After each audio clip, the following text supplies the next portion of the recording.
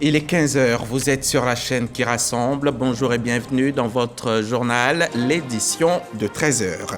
Nous sommes le 5 janvier 2023, jour de présentation des vœux de tous les corps constitués au chef de l'État, le président Alassane Ouattara. La cérémonie qui se tenait au palais de la présidence de la République vient de s'achever il y a tout juste quelques minutes. Nous y retournerons au tout début de ce journal. Hier, lors du Conseil des ministres, il a aussi été question d'échanges de vœux, entre le chef de l'État et les membres du gouvernement. L'ordre du jour de la réunion comportait également d'autres points, notamment des mesures générales, individuelles et des communications. On le verra dans moins de 10 minutes.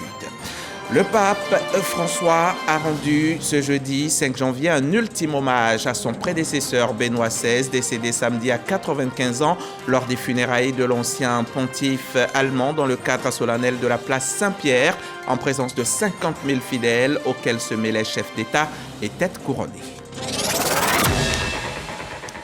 Vous avez pu le suivre tout à l'heure sur nos antennes. La cérémonie de présentation des vœux de Nouvel An des corps constitués au chef de l'État, le président Alassane Ouattara.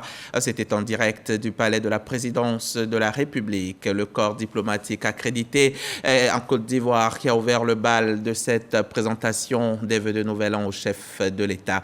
On va donc y retourner pour écouter un extrait de l'intervention du président de la République Alassane Ouattara. C'était face au corps diplomatique. Mesdames et Messieurs les ambassadeurs et représentants des organisations internationales, je saisis cette occasion pour saluer votre engagement en faveur du renforcement des relations d'amitié et de coopération entre la Côte d'Ivoire et les pays et organisations que vous représentez. C'est le lieu de relever votre contribution, dont l'impact sur le développement de mon pays est inestimable. Je vous adresse mes sincères remerciements, ainsi que ceux du peuple ivoirien. Mesdames et Messieurs, je me réjouis également de l'intérêt que l'ensemble du corps diplomatique porte à la mise en œuvre des réformes structurelles en cours dans mon pays et des changements qualitatifs en termes d'amélioration de la gouvernance et des conditions de vie de mes concitoyens. En effet, l'année 2022 a été marquée par la consolidation d'acquis importants enregistrés depuis 2011 en Côte d'Ivoire dans les domaines politiques, économiques, social et sécuritaires. Hier mercredi, c'était jour de Conseil des ministres, le tout premier conseil de l'année 2023 au cours duquel le Premier ministre Patrick Achi a, au nom du gouvernement, souhaité au président de la République une très belle et sainte année, formant à son endroit des vœux de santé et de bonheur, tout en réitérant bien sûr la détermination du gouvernement à continuer d'œuvrer à l'amélioration des conditions de vie des populations. Awa Touré nous fait revivre cet échange de vœux. Présidé par le chef de l'État, le président de la République Alassane Ouattara, le Conseil des ministres, ce mercredi 4 janvier 2023, le premier de l'année, a été marqué par des échanges de vœux. Le Premier ministre Patrick Achi a, au nom de l'ensemble des membres du gouvernement, souhaité au chef de l'État, à son épouse et aux membres de sa famille une très belle, sainte et heureuse année 2023, avant de réitérer la détermination du gouvernement à continuer d'œuvrer à l'amélioration des conditions de vie des populations. Excellence, Monsieur le Président de la République, en ce jour particulier qui marque le premier Conseil des ministres de l'année 2023, je ressens, avec l'ensemble des membres du gouvernement, un grand honneur et une immense responsabilité. En effet, être collectivement présent autour de cette table, face à vous, pour participer avec votre confiance et sous votre direction aux avancées de notre nation est une mission qui nous anoblit et qui nous grandit, pour laquelle nous vous serons à jamais redevables et pour laquelle nous devrons aujourd'hui, comme demain, fournir encore plus d'efforts qu'hier. Nous prions Dieu afin qu'il continue de vous accorder sa grâce infinie et ses bénédictions, pour vous permettre de poursuivre avec toujours autant de détermination, de lucidité et de succès votre action de transformation et de modernisation de la Côte d'Ivoire. En effet, face au contexte mondial d'une grande exigence, perturbant partout les écosystèmes, sous votre autorité, nous avons su réagir en temps et en heure pour préserver le pouvoir d'achat de nos compatriotes, accompagner notre secteur privé et atténuer les effets de ces crises sur notre économie. Grâce au PS-Gouv 2, souhaité par votre Excellence, nous avons mis en pratique la Côte d'Ivoire solidaire, faisant toujours plus pour ceux qui ont moins. En retour, le président de la République a adressé ses meilleurs vœux pour l'année 2023 aux membres du gouvernement et les a encouragés à poursuivre les efforts déployés en 2022 par le gouvernement. Monsieur le Premier ministre, je me félicite tout particulièrement de l'engagement du gouvernement que vous venez de me renouveler à travailler sans relâche pour la réalisation d'une Côte d'Ivoire solidaire, dont l'objectif est de continuer d'améliorer les conditions de vie de nos concitoyens.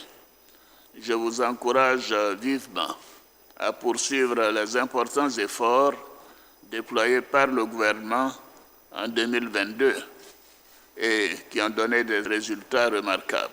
L'année 2023, comme je l'ai indiqué, sera consacrée à la jeunesse. Le dispositif de formation et d'employabilité des jeunes doit être renforcé pour plus de productivité à travers l'encadrement, la digitalisation, le financement des projets et l'accès au marché public. Nous devons en outre poursuivre les réformes pour garantir les progrès autour des grands axes de notre programme d'action et accorder une attention particulière à la promotion de la bonne gouvernance et à la gestion rigoureuse des finances publiques. À cet égard, je me réjouis de l'élaboration du document bilan de l'action gouvernementale en 2022, ainsi qu'une feuille de route pour l'année 2023. Cette feuille de route qui identifie de façon précise les actions que chaque ministre doit mener tout au long de cette année pour atteindre les objectifs assignés doit être la boussole de tous. Elle constituera la base pour l'évaluation du travail gouvernemental et de l'action de chaque ministre. Je vous demande donc, Monsieur le Premier ministre, comme vous l'avez suggéré, de me rendre compte sur une base trimestrielle de l'état de la mise en œuvre de cette feuille de route. Le président Alassane Ouattara a par ailleurs salué l'engagement du gouvernement à œuvrer au développement du pays avant de se féliciter des résultats obtenus par le gouvernement dans un contexte particulièrement difficile. Un reportage de Awa Touré, Lamine Dramé, Ambroise Assema et Célestin Frodo. Après les échanges de vœux, place au travail, à la réunion proprement dite. On retourne donc au palais de la présidence de la République. Cette fois, le compte-rendu est l'affaire de Viviane Haïm.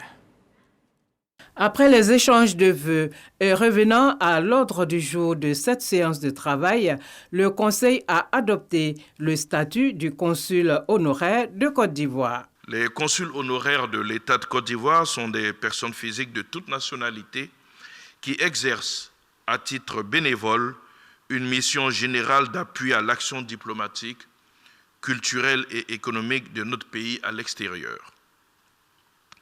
Ils apportent notamment concours et assistance aux chefs de mission diplomatique, aux chefs de poste consulaire ainsi qu'aux Ivoiriens résidant ou de passage à l'étranger, par leur expérience et leur connaissance du milieu.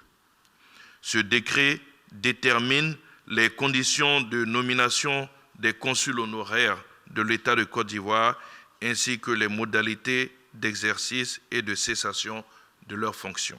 Dans le cadre de la lutte contre le blanchiment des capitaux et le financement du terrorisme, le gouvernement a autorisé la création de la cellule nationale de traitement des informations financières. Le Conseil a adopté un décret portant attribution, organisation et fonctionnement de la cellule nationale de traitement des informations financières, en abrégé donc la CENTIF. La CENTIF est chargée, conformément aux recommandations du GAFI, le groupe d'action financière, d'améliorer la transparence dans la gestion économique et financière de l'État et du secteur privé en vue de contrer l'utilisation illicite de leur système financier à des fins criminelles. Et puis, au titre de l'enseignement supérieur, le Conseil a défini une procédure de paiement des bourses d'études et ses coûts financiers en Côte d'Ivoire et à l'étranger. Ainsi, le paiement des bourses des étudiants inscrits dans les établissements de l'enseignement supérieur sur le territoire national, ainsi que celui des boursiers hors Côte d'Ivoire de tous les ordres d'enseignement s'effectue désormais par trimestre. Le paiement des bourses des élèves inscrits dans les établissements de l'éducation nationale et de l'enseignement technique et de la formation professionnelle sur le territoire national s'effectue désormais en un versement unique à la rentrée. Ce décret introduit en outre le paiement des bourses en Côte d'Ivoire par le mobile money, les transferts bancaires et le virement bancaire. Sur les questions liées à l'actualité, le porte-parole du gouvernement s'est prononcé sur la situation des 46 soldats ivoiriens détenus au Mali. Il faut faire confiance au chef de l'État. Sur ce dossier, nous avons noté quand même beaucoup d'évolutions. Pour la première fois, une délégation ivoirienne s'est rendue de façon officielle au Mali et a pu avoir donc des échanges avec les autorités maliennes. Vous-même, vous annoncez que le président Faure y est actuellement. Nous savons que le président Faure est le médiateur justement sur cette question. Tout cela pour dire qu'il faut faire confiance au chef de l'État. La Côte d'Ivoire a choisi une voie, celle de la négociation, celle de la voie diplomatique. Nous restons résolument engagés dans cette voie-là. Le chef de l'État s'est montré optimiste. Je voudrais que chacun de nous, à commencer par les familles de ces soldats, fasse confiance au chef de l'État et garde le même optimisme. Pour ce qui est des décisions de justice qui ont été prises, nous ne commentons jamais les décisions de justice ici même en Côte d'Ivoire. Il n'y a pas de raison que nous commentions des décisions de justice à l'étranger. Le prochain Conseil des ministres est prévu pour se tenir le mercredi 11 janvier 2023 au Palais de la Présidence de la République au Plateau. Un reportage signé Awa Touré. On passe au chapitre Covid. Chapitre Covid, donc l'actualité coronavirus.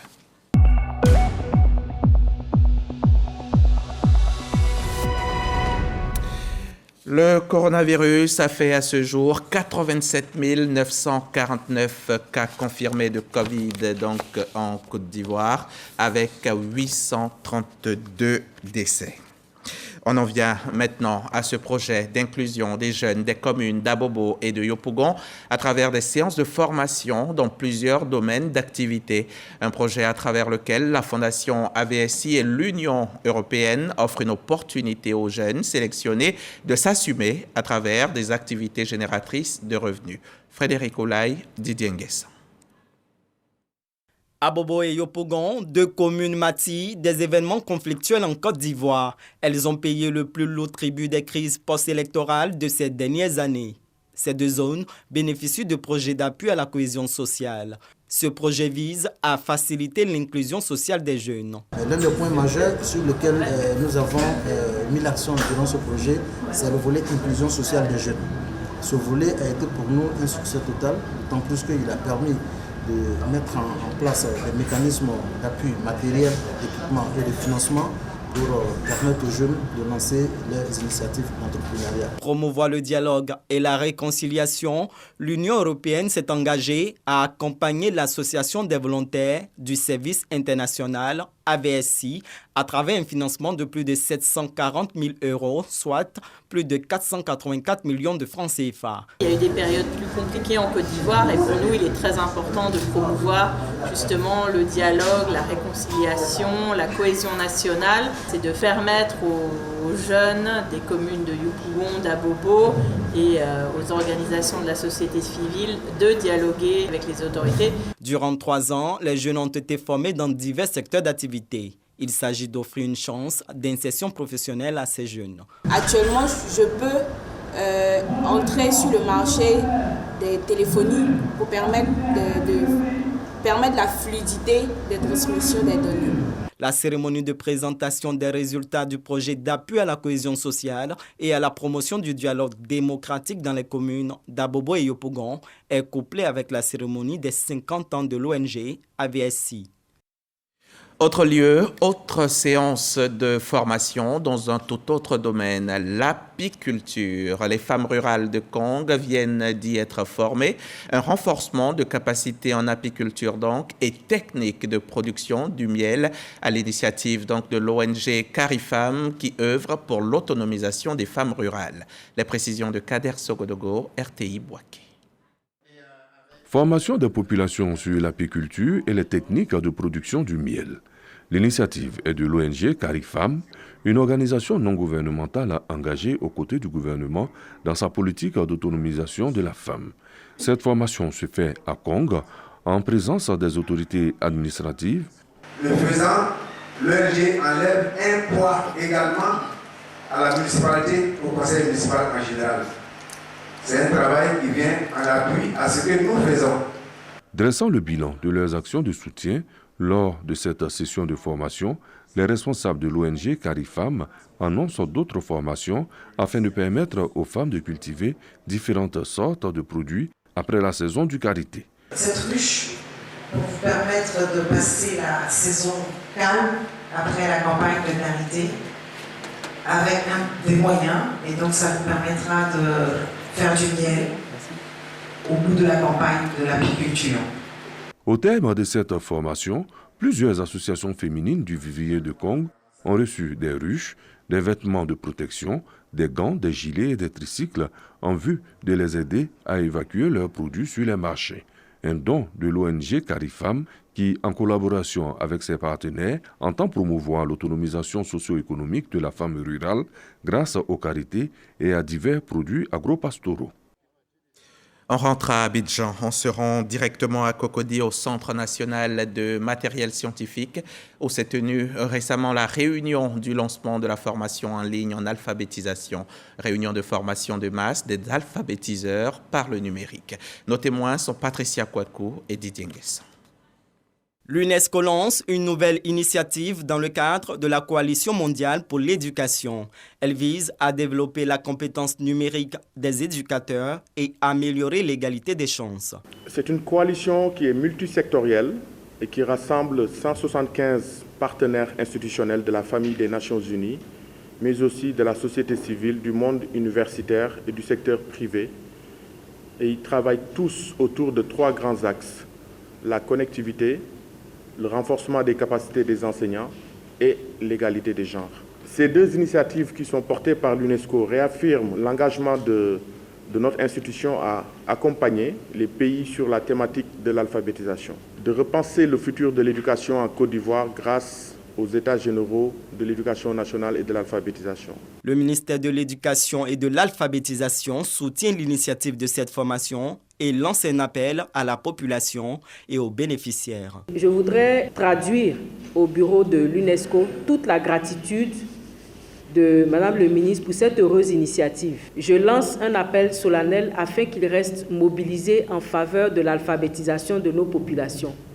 J'encourage vivement les bénéficiaires de cette formation en ligne à s'approprier les pratiques qui leur seront partagées afin d'améliorer leur intervention auprès des populations. L'Alliance mondiale pour l'alphabétisation dans le cadre de l'apprentissage a été lancée en 2016 et regroupe 30 pays et 14 membres associés. Cela se fera sur une durée de 3 ans. 300 alphabétiseurs sont déjà inscrits. La Côte d'Ivoire est le premier pays francophone à bénéficier de cette formation.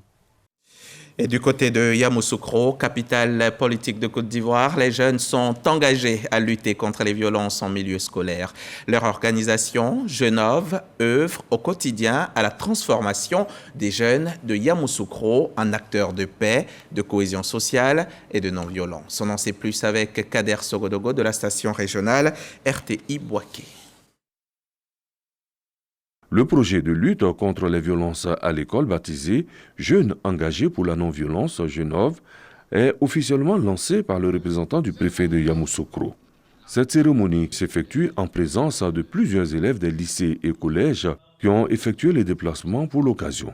Ce projet va s'exécuter dans 4 localités de la Côte d'Ivoire, à savoir Yamoussoukro, Agboville, Bouaké et Dabou. Il a été rendu possible grâce à un financement du Fonds pour l'innovation et l'engagement des anciens bénéficiaires des programmes d'échange américains AEIF.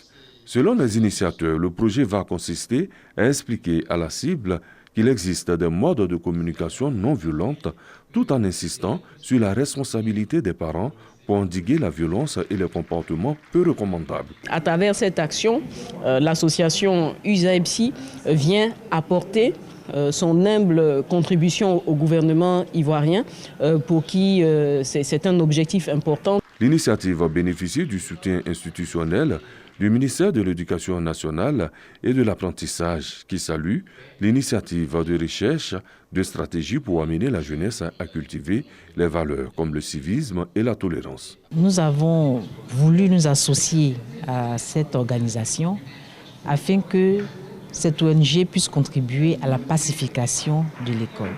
Les élèves épousent l'idée. Pour éviter cette violence-là, il faut plutôt favoriser un environnement de paix, de cohésion sociale et puis favoriser aussi le dialogue. Pour rappel, le fonds AEIF, en français, Fonds pour l'innovation et l'engagement des anciens bénéficiaires des programmes d'échange américains, a été créé en 2011 afin de soutenir les initiatives visant à promouvoir des valeurs communes et des solutions innovantes à des enjeux mondiaux.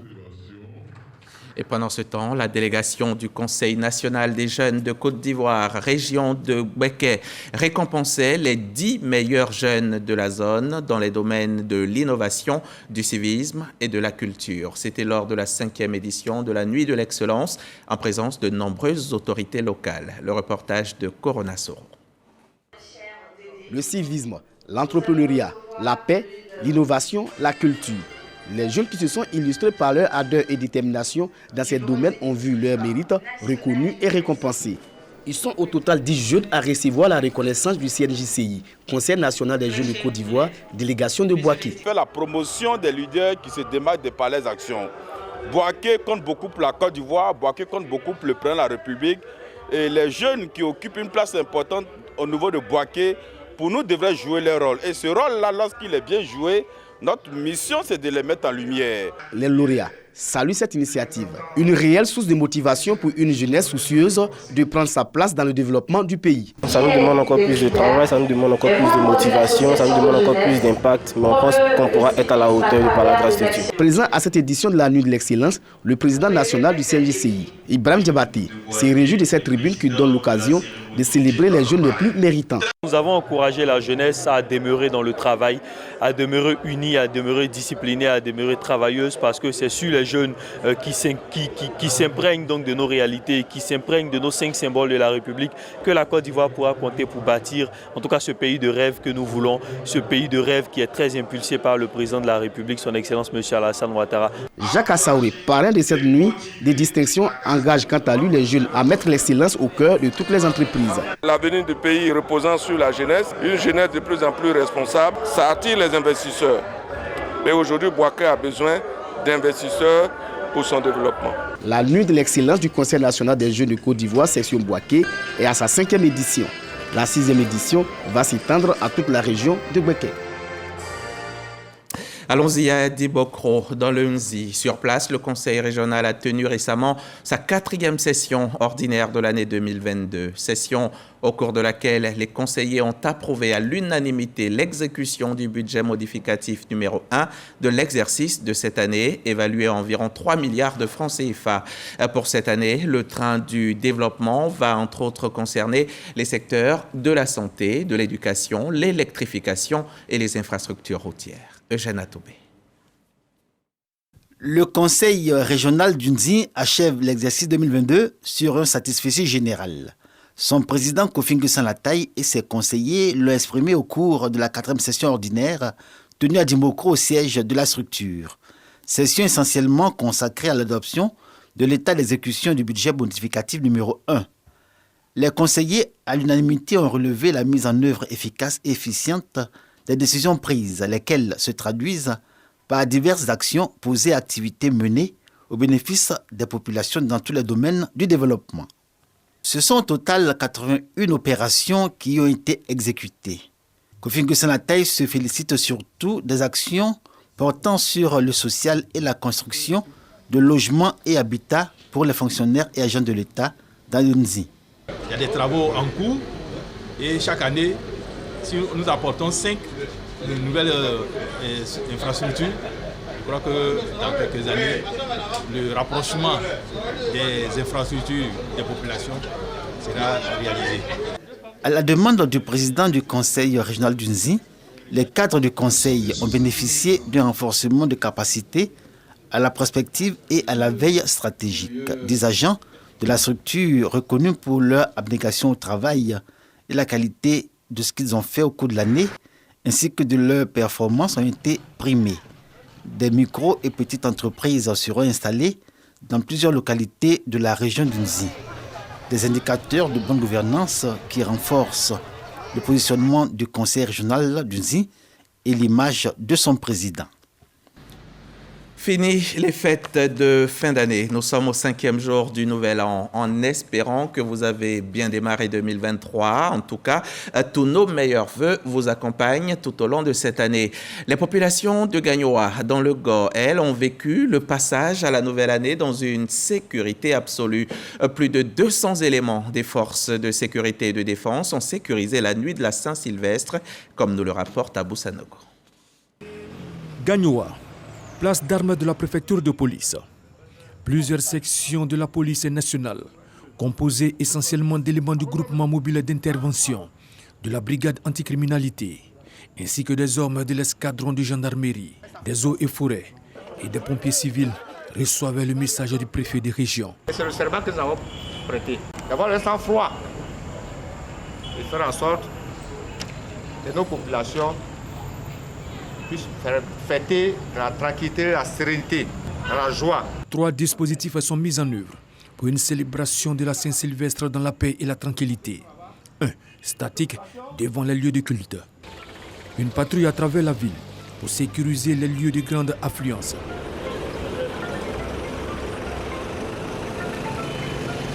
La patrouille motorisée composée de plusieurs véhicules de la police nationale, de la gendarmerie nationale et des eaux et forêts est lancée peu après 20h30. Objectif, permettre aux populations de passer d'agréables moments de fête. Plusieurs opérations de sécurisation, notamment éperviers, vacances sécurisées, la destruction des fumoirs, la sécurisation de la fête de Noël et celle du Nouvel An ont permis de réduire considérablement le taux de criminalité et les foyers de tension à Gagnoa. À Dianra, dans la région du Béré, les jeunes ont choisi de passer la nuit du 31 décembre en faisant du sport et c'était du foot. Ce sont quelques 40 équipes venues des régions du Poro et de la Bagoué qui ont pris part à la 10e édition de ce tournoi de Maracana de nuit. On retrouve Corona Soro de RTI Boaké. Le sport, facteur de rassemblement et de rapprochement des peuples, a été choisi par la jeunesse de la commune de Dianra pour passer les derniers moments de 2022 et les premières heures de 2023 dans la joie. La 10e édition du tournoi de Maracana de nuit a enregistré 40 équipes venues des régions du Poro, de la Bagoué et du Biri. Au lieu qu'on soit dans des endroits malsains en fin d'année, nous nous retrouvons au niveau du terrain de Maracana pour communier ensemble. Et en tout cas, se préparer pour recevoir la nouvelle année dans la santé, la paix et la quiétude. Une innovation pour cette 10e édition, la participation de la commune d'Adjamé, équipe victorieuse du tournoi de Maracana dénommé Tchintchin. Un tournoi qui vise à promouvoir les valeurs de paix, de cohésion et du vivre ensemble. Les cadres et élus du département de Diarra présents à cette nuit sportive appellent à l'union des filles et fils de la localité. J'exhorte tous les cadres de Diarra à l'union et au développement de la commune de Diarra. Et donc, moi j'encourage tous les cadres à soutenir ce type d'événement pour encourager la jeunesse. Et pour qu'il y ait l'union, l'entente autour de la commune de Diarra. Encourager les jeunes pour tout ce qu'ils entreprennent dans le cadre du bon vivre, de la cohésion et de la paix ici à Diarra. Donc c'est avec joie que nous avons accueilli cette activité. Durant 24 heures, les différentes équipes ont gratifié le public d'un beau spectacle. Le trophée de la 10e édition du tournoi du Maracana de nuit est remporté par une équipe de Diarra. Au cours de cette nuit, les meilleurs agents de l'État et du privé exerçant à Diarra ont vu leurs efforts récompensés. L'ensemble du corps préfectoral et tous ceux qui ont participé au développement de la localité ont reçu des certificats de félicitations. Je vous le disais au sommaire, des dizaines de milliers de fidèles se sont réunis ce jeudi, place Saint-Pierre à Rome, pour assister aux obsèques de Benoît XVI. La cérémonie présidée par le pape François a été suivie d'une inhumation privée dans la crypte de la basilique où reposait Jean-Paul II jusqu'à sa béatification en 2011. Une cérémonie solennelle mais sobre selon les mots du Vatican. Benoît XVI avait ouvert la voie avec sa démission qui fut une première en 700 ans depuis celle du pape Célestin V en 1294, montrant qu'il était humain et faillible. Fin de ce journal, je reviens demain. Demain, ce sera pile à 13h. Même chaîne, RTI.